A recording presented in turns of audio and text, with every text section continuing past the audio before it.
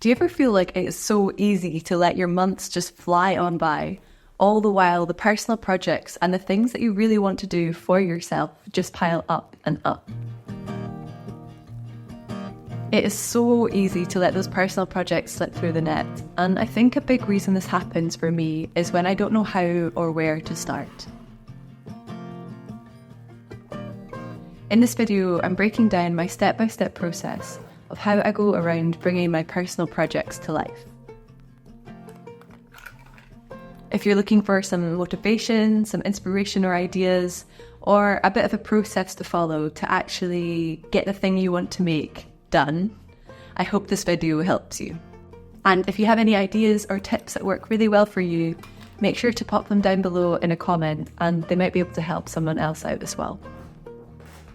While we go through the steps in this video, I'm going to be working in the background on one of my own personal projects. I'm using this video to hold myself accountable and finally bring to life one of the personal projects I've had on my list for a long time. Hello from the future editing this video. I wanted to quickly hop on and just say I am sorry if I sound a little bit bunged up in this video and look a little puffy. I've been a little under the weather the last month. And secondly, on a more exciting note, to say that from following the steps in this video and creating this project, I have actually managed to create a brand new product that I'm going to be sharing, which is on my website, and I'll link that down below. And it is right here, it has just arrived in the post and I'm so excited to share it with you. I'm really happy with how it's turned out. So stay tuned to the end of this video to see the whole process of making it from start to finish and also to see the final result.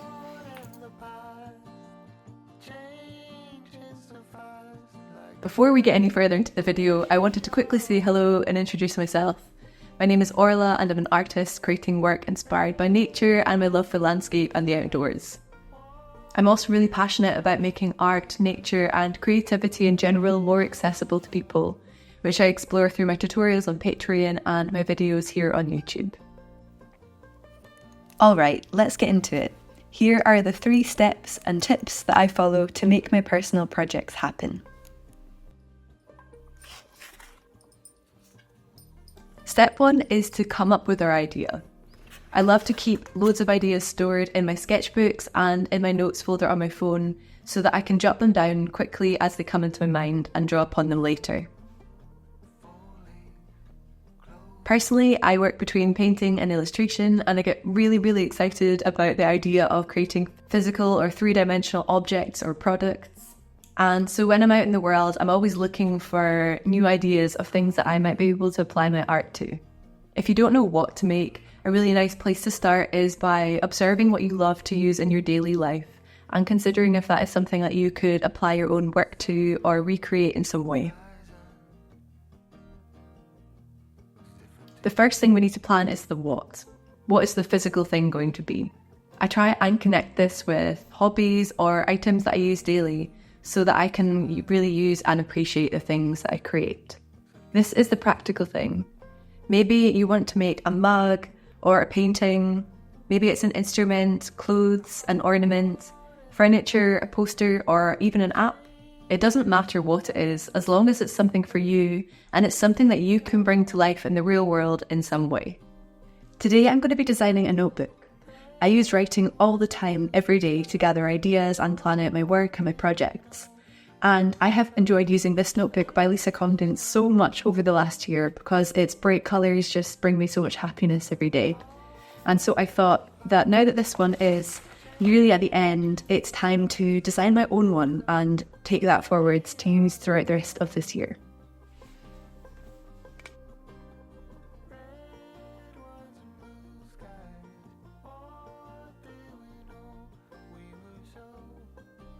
When we have our what, we next need to pick our why, and that is going to be the inspiration behind our project. My work is inspired by nature, and recently I finished a large series of abstract landscape paintings, inspired by connections that people have with their coastlines and the sea. My plan is to create a new piece of artwork which will wrap around a notebook, inspired by that series of work and my own experiences camping and walking along the coast.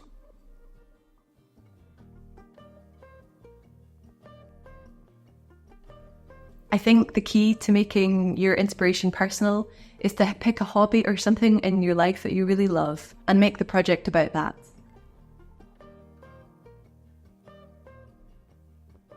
If you create things already, you could use that as the source of your inspiration, like I'm using my past collection of paintings. Existing projects, crafts, art is such a great source of inspiration, and it's really lovely if you already make things to be able to develop those ideas and build upon them.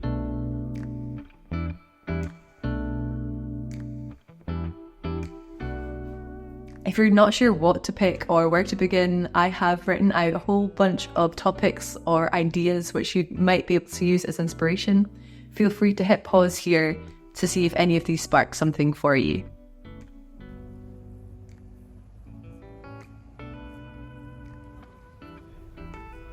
Before we move on to step 2, I wanted to take a moment and tell you about my Patreon page. If you've ever been curious about creating more personal work through painting and drawing, exploring self-expression, abstraction, working intuitively, or making work in response to nature, you might want to consider checking out my Patreon page, the Outdoor Sketchbook Collective. Here I share exclusive monthly video tutorials, written guides, we host co-working sessions and monthly painting meetups, as well as extra behind-the-scenes videos, blog posts, and a community chat. We have 2 tiers available depending on what you'd like to learn and how you like to learn. And when you sign up for 1 month, you get access to all the previous month's resources too, including recorded meetup calls and written posts. I'll pop a link to my Patreon down below if you'd like to find out more and check out our past resources.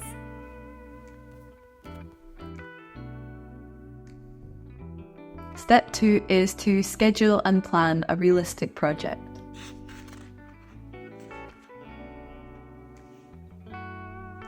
I always recommend to keep the projects that we're making as simple and as accessible as possible.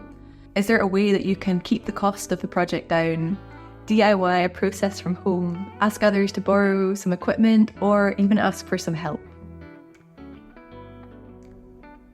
The same goes for time. If you're incredibly busy, perhaps you can outsource one small section of the project rather than doing everything by yourself or by hand.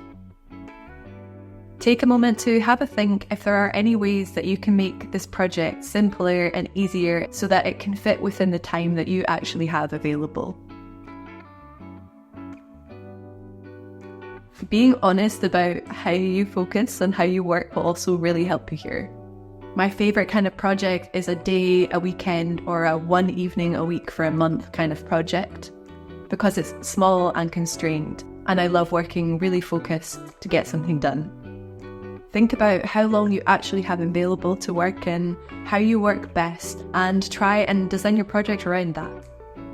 For example, I love screen printing and sewing, but if I were to bring those processes into this project, within the time frame I have this month, the project just would never happen. And I would much rather complete the project in some capacity than to have never started it at all because the conditions weren't quite right.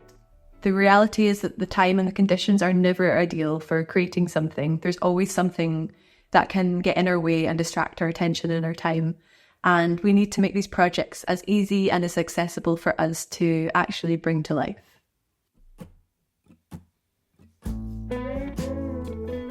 Step 3 is working backwards. I can't tell you how much of a game changer this one was for me when I finally started doing this. We of course are not physically working backwards, but what we're doing is planning backwards. First, we need to break down our project into little bite-sized chunks, all the steps that need to happen to create our final thing.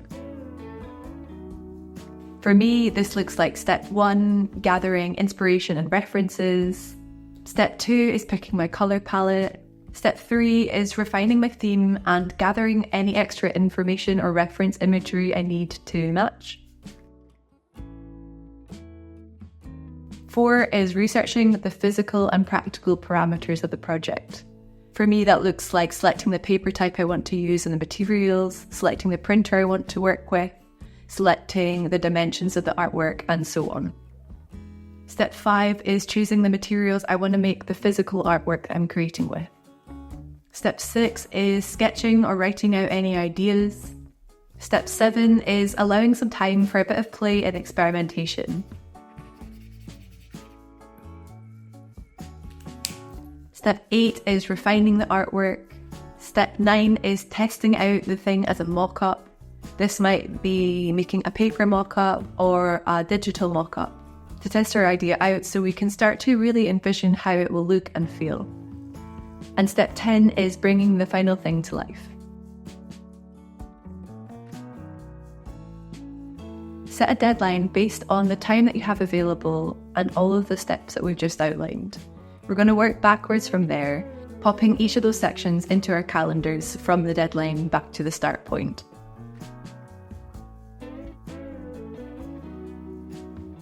There are so many benefits to creating personal projects. Here are a couple which I have definitely felt for myself. The first one is when I wanted to go part-time with my creativity and then full-time, it was making these self-initiated projects which really built me out a personal portfolio. Those portfolio pieces then led to some paid work. My personal projects have definitely forged new connections and friendships with like-minded people and brought me together with people that are interested in the same niches and hobbies and interests that I am. These personal projects were such a great way to direct my focus and really practice what I wanted to learn. I've ended up making things that I've always wanted to own, but I've never been able to actually find, and it's so rewarding to be able to make them for yourself. The satisfaction that you get from being able to use something, especially in a daily life context, that you have created is unbelievably energizing and rewarding, and genuinely makes my day better. It's always felt really lovely when I can gift my own things that I've created to other people as well. And lastly, it's the best way to experiment with new processes, styles, techniques, and just have a play and enjoy making in an absolutely zero pressure way. You are my sun. You are my sunshine. You are my sun. Red light. You are my sun. You are my sunshine. You are my sun. Red light. Here is the finished notebook. It's a wee one at 5 by 7 inches or 12.7 by 17.8 centimetres. It's got 128 pages in it of lined paper and the paper weight is 90 GSM. You can now find it over on my website at www.orlastevens.com.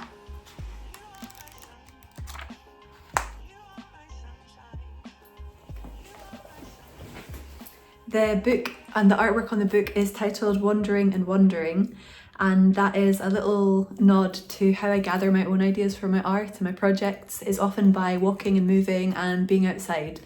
And I wanted to create a painting which reflected that sense of awe being outside and that excitement that you get when you land on an idea and you can't wait to do it, but you have to store it away for later. So this will be a space for me to gather my ideas and hopefully can be a space for you too as well. That brings us to the end of this video. I really hope that some of the tips and the steps in it that I've shared can help you take that move towards getting your project started, get it going, and also get it completed. And I wish you all the best with whatever you are going to make. As always, thank you so much for watching, and I will see you outside.